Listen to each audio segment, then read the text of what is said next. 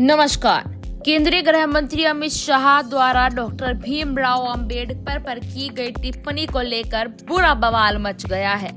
संसद से लेकर सड़क तक इस बार विपक्षी पार्टियां अमित शाह के इस्तीफे की मांग कर रही है। इस बीच आजाद समाज पार्टी के अध्यक्ष और नगीना सांसद चंद्रशेखर आजाद की प्रतिक्रिया भी सामने आई है। आजाद ने कहा कि गृह मंत्री शाह का बयान परम पूज्य बाबा साहेब डॉक्टर भीमराव अंबेडकर के ऐतिहासिक योगदान और सामाजिक न्याय के लिए उनके संघर्ष का अपमान है। इस पूरे विवाद पर गृह मंत्री शाह ने सफाई देते हुए कहा कि कांग्रेस ने जिस तरह से तथ्यों को तोड़ मरोड़ कर पेश किया उसकी मैं निंदा करता हूं। लेकिन इस बीच यहां पर आजाद समाज पार्टी के अध्यक्ष चंद्रशेखर आजाद रावण का जो है यहाँ पर एक बड़ा बयान सामने आया है। तो पहले आप उनकी कही हुई बात को सुनिए कि आखिरकार चंद्रशेखर आजाद रावण क्या कहते हैं। में समता के अवसर दिए गए हैं, एजुकेशन में, राजनीति में और आर्थिक स्थिति सुधारने में। तो एक समय ऐसा आएगा कि वंचित वर्ग के लोग भी पढ़ लिख कर आर्थिक रूप से मजबूत होकर आगे बढ़ेंगे और 21वीं सदी कमजोर वर्गों के लोगों की होगी। तो आज जब आपने कहा कि बहुत सारी पार्टियों ने जय भीम के नारे लगाए तो दिल में बड़ी खुशी हुई कि जय भीम के नारे लगने चाहिए। हालांकि ये भी सच है कि बहुत सारी पार्टियों का जय भीम सिर्फ दिखावा है, चुनावी दिखावा, क्योंकि जब उनकी सरकारों में उनको मौका मिलता है कि वो जय भीम और बाबा साहब अम्बेडकर के विचारों पर चलने काम करे तो वहां वो चूक जाती। तो ये बड़ा दुखद है। सिर्फ दिखावे के लिए बाबा साहब अम्बेडकर के नाम का प्रयोग नहीं होना चाहिए। एक बड़ी चिंता जो है, कल से जो राज्यसभा में होम मिनिस्टर ने जो बयान दिया है, हालांकि उनका जो बयान था वो पूरे रूप से वो कांग्रेस पे एक हमला था, लेकिन जिस तरह के शब्दों का प्रयोग उन्होंने किया उससे एक बड़ा आक्रोश जो है हक वंचित समाज में, उनमें गहरी चिंता है।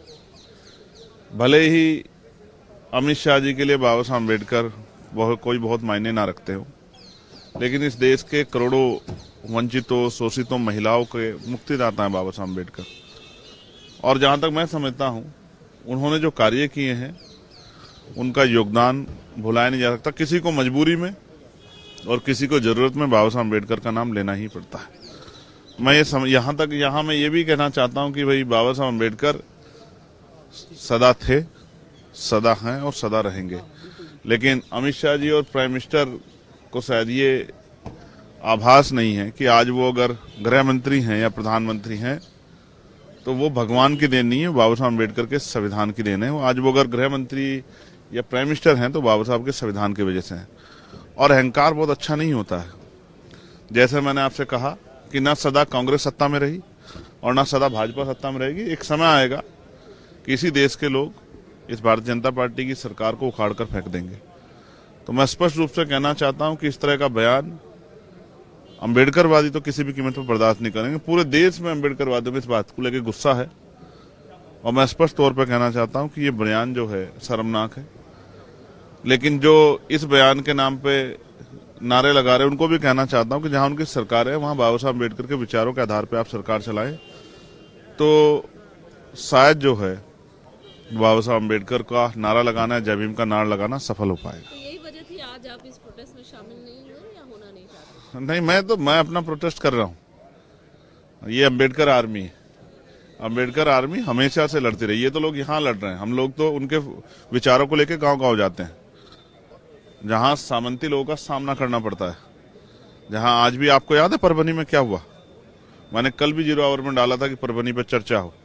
मैंने परसों भी डाला परभनी में। अब आप इसका एहसास करो इस बयान के बाद कि बाबा साहब अम्बेडकर की स्टैचू को छूने पर, उनके संविधान की प्रतिकृति को छेड़खानी करने पर परभनी में इतना बड़ी हिंसा हुई, इतना बड़ा जो है विरोध हुआ और पुलिस की लाठियों से एक नौजवान की जो लॉ की पढ़ाई की थी जिसने, उसकी जान चली गई।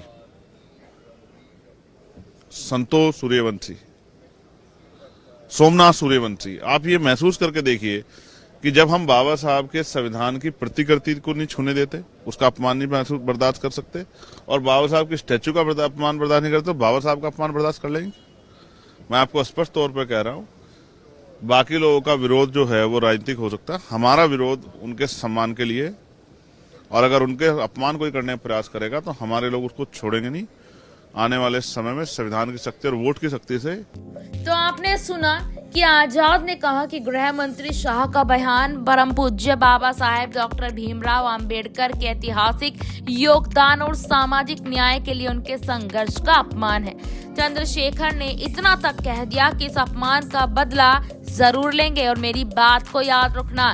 तो कहीं ना कहीं इस बार तो देश के गृह मंत्री अमित शाह बुरी तरीके से फंस चुके हैं। अब इसके बाद चाहे वो अपने बयान को यहाँ कुछ भी कहते नजर आए, जिस तरीके से उन्होंने ये बात कही है कि कांग्रेस ने उनके बयान को तोड़ मरोड़ कर पेश किया है, वो वीडियो इस वक्त सोशल मीडिया पर जमकर वायरल हो रही है, जिसमें साफ साफ देखा जा सकता है कि अमित शाह यहाँ अंबेडकर अंबेडकर अंबेडकर कहकर बार बार अंबेडकर का नाम पुकारे जा रहे हैं।